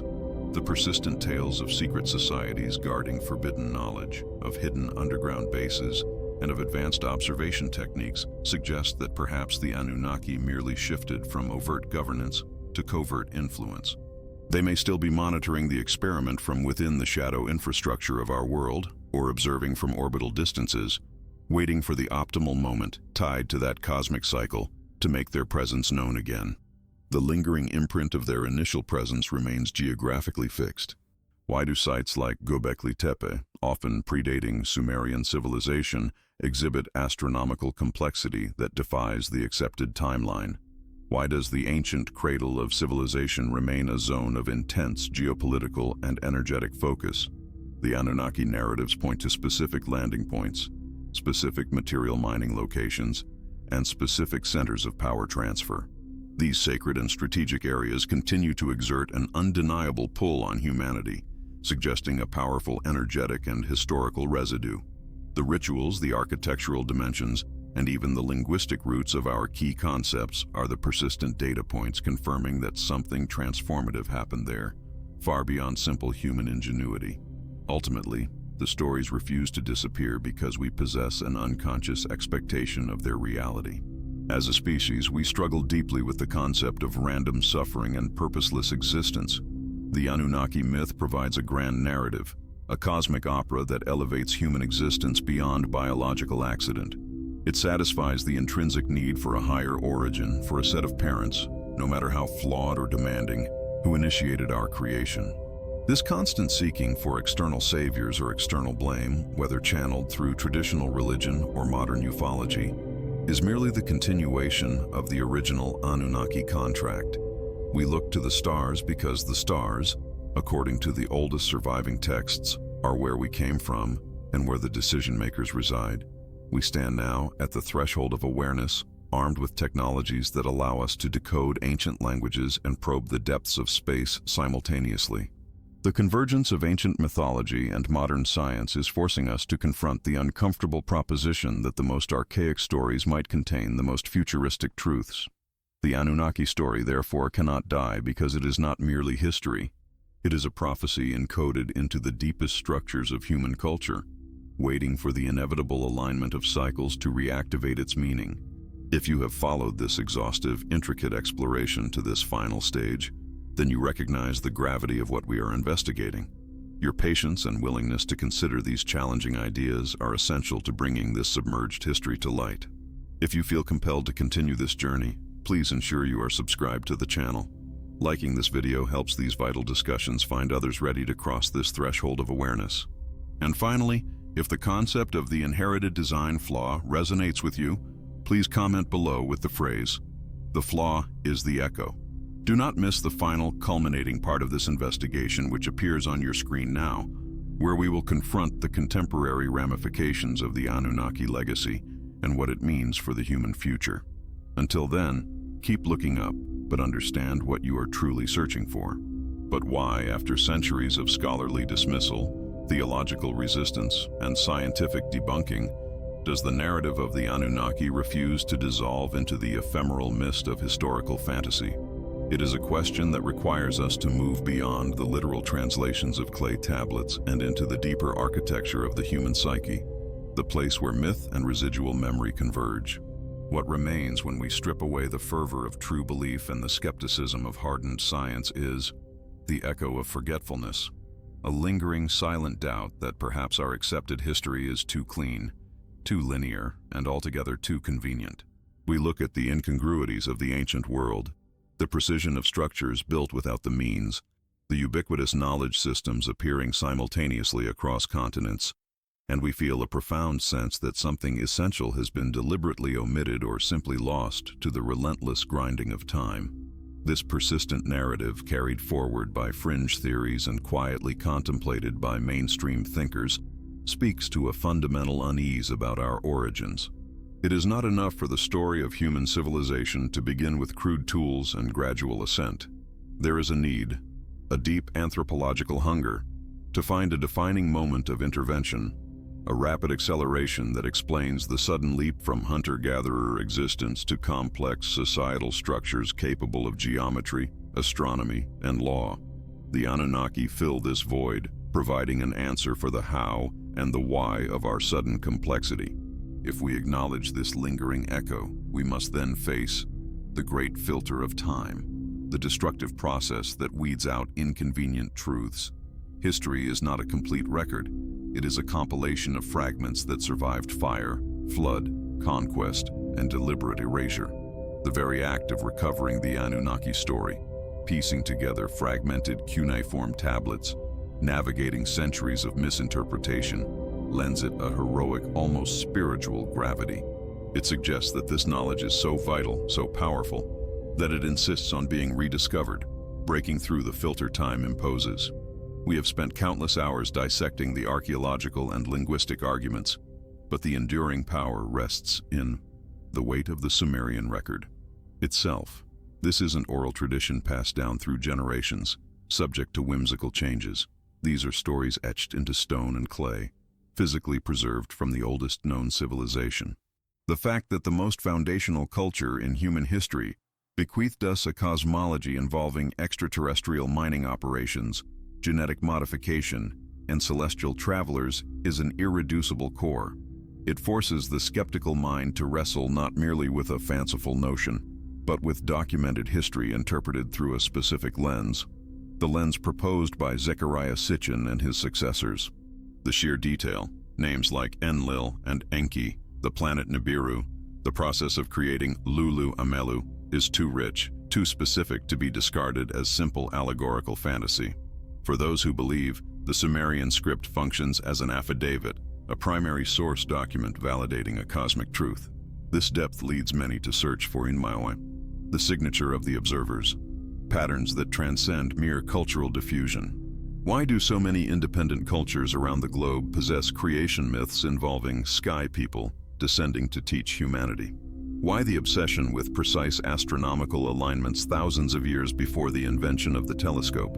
Adherents argue that these are not coincidences, but standardized instruction kits left behind by the Anunnaki, universal markers confirming their global influence. If this hypothesis holds, then the stories refuse to disappear, because the evidence is built into the landscape of human culture, hiding in plain sight within our architecture, our calendars, and our myths. This observation invites us collectively to re-examine what we think we know about the period before recorded history. It requires an open mind, capable of entertaining the possibility that the foundation of our world might rest upon truths far stranger than fiction. If you have followed this journey through the shadowed corners of history and myth, wrestling with the implications of every forgotten tablet and every unexplained monument, you are participating in this rediscovery. This is not passive viewing. This is active investigation. If this line of inquiry resonates with you, the feeling that we are closing in on a truth that has been intentionally obscured, then please consider sharing your thoughts below. What element of the Anunnaki story do you find the most compelling, the most difficult to dismiss? Your engagement is critical to unraveling this complex tapestry. By liking this video and subscribing to our channel, you signal your commitment to continuing this deep dive into the unexplained origins of civilization. We must continue to follow the threads connecting the stars to the soil. The next inescapable pressure point in the Anunnaki narrative is the cycle of celestial return. The stories are intrinsically linked to the alleged 3,600-year orbit of Nibiru, the home planet of these beings. This celestial mechanics provides a powerful, self-sustaining mechanism for the enduring myth. If they arrived according to a cycle, they must also return according to that same cycle. This anticipation imbues the narrative with a sense of urgent, impending relevance. It transforms the Anunnaki from mere historical figures into future actors who will inevitably re-engage with their creation. This expectation of return prevents the story from being safely shelved alongside tales of Atlantis or Mu. It keeps a nervous eye perpetually fixed on the skies, connecting modern astronomical speculation about Planet X or rogue planets directly back to the Sumerian texts, suggesting that the ultimate confirmation of the Anunnaki is not found in an archaeological dig, but in the inevitable, inexorable movement of the cosmos. This cyclical anticipation brings us face to face with the implication of designed humanity. The core narrative posits that Homo sapiens was not the result of slow, undirected evolution, but a hurried, necessary genetic patchwork created by the Anunnaki to solve their labor shortage. This revelation, if accepted, collapses the established spiritual and scientific narratives simultaneously. It replaces divine creation with sophisticated bioengineering and replaces random mutation with deliberate hybridization. The refusal of this story to disappear is tied directly to the terrifying existential freedom it offers. If we were designed for a purpose, to mine gold, to serve our makers, are we truly free? Or are we, millennia later, still living out the programmed directives of our creators? This profound and unsettling realization about our potential subservience is a mystery that science cannot touch, and traditional religion actively rejects, leaving the Anunnaki narrative as the only framework robust enough to contain such cosmic resignation. It is a story that, once considered, reshapes our entire understanding of consciousness and destiny. The persistence of belief is anchored further by the legacy of the clay tablets, not just their content, but their very materiality. Unlike fleeting modern information, these texts survived empires. They carry the immense gravitas of antiquity. When proponents discuss the Anunnaki, they are not referencing philosophical concepts invented yesterday. They are pointing to physical objects that survived the deluge, objects that predate the Bible. The argument becomes difficult to dismiss because the foundation is tangible and dated. The clay itself whispers of continuity, suggesting that the scribes who painstakingly recorded these accounts were serious, dedicated chroniclers of their world, not mere fabulists. This legacy insists that the burden of proof rests not entirely on the believer to prove the gods existed, but on the historian to definitively prove that the ancient chroniclers were universally wrong about beings who descended from the heavens. As the world accelerates and we face rapid technological and existential crises, the Anunnaki stories serve as a powerful explanatory model for the strange phenomena of our modern age. The widespread interest in UFOs, the growing calls for government disclosure, and the inexplicable advances in materials science. This brings us to the lingering promise of the signal. If the Anunnaki departed, they left behind the imprint of advanced technology and knowledge. Contemporary believers often view modern unidentified aerial phenomena, UAP, not as random alien visitors, but as the continued operations or monitoring activities of the Anunnaki, or their direct descendants. The anticipation of disclosure, the idea that governments know something fundamental about humanity's non-terrestrial lineage, finds its deepest historical roots in the Sumerian narratives. The story endures because it is the foundational mythology ready-made to interpret current events, offering a coherent framework for the chaotic influx of modern anomaly reporting. The signal they seek is both astronomical, the return of Nibiru, and sociological, government confirmation of an engineered past. Ultimately, the Anunnaki narrative maintains its iron grip because it facilitates the inevitable recognition of the unknown. It represents humanity's continuous need to acknowledge that the universe is vast, and that our understanding of reality is constantly evolving and perpetually incomplete. Even if the specific interpretations of Sitchin are proven inaccurate, the underlying impulse remains valid. The acknowledgement that advanced non-human intelligence has likely interacted with our planet in the deep past. The Anunnaki story serves as a placeholder for that realization, a powerful archetype for the other who shaped us. It provides a philosophical escape hatch from the rigid confines of material science, allowing for a history imbued with greater scope, wonder, and mystery. The story refuses to disappear because the questions it attempts to answer are the most fundamental, the most universal, and the least resolved in the human condition. We find ourselves then, at the conclusion of this investigation, staring back at the cosmos. The stories of the Anunnaki will not vanish because they are deeply interwoven with humanity's unanswered questions about power, origin, and destiny. They offer a myth for the scientific age, blending ancient wisdom with the vocabulary of genetics and astrophysics. And so begins the eternal vigil. The work of uncovering these hidden histories never truly concludes. It merely shifts focus. We have established that the narrative endures not through coincidence, but through persistent existential utility. It holds the keys to alternative interpretations of civilization's dawn, forcing us to continuously challenge the orthodox narrative. The story of the sky gods is not a relic. It is a hypothesis awaiting validation, a prophecy awaiting fulfillment.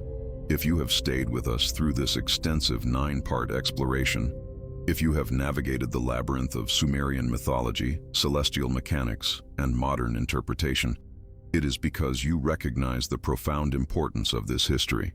You are part of a community committed to looking beyond the superficial surface of the world. The investigation continues, and your contribution is vital to its momentum. If this deep dive resonated with you, show your support by hitting the like button now. And if you wish to remain connected to every stage of this ongoing inquiry, make sure you are subscribed to the channel. Leave a comment below using this phrase: "The vigil continues." Let the collective echo of our curiosity propel the next phase of discovery. Do not let the silence of accepted history obscure the possibility that the answers to our future lie buried in the records of our earliest past. The next chapter of this unfolding enigma is already waiting for you on the screen. Join us as we continue to track the indelible signature of the observers.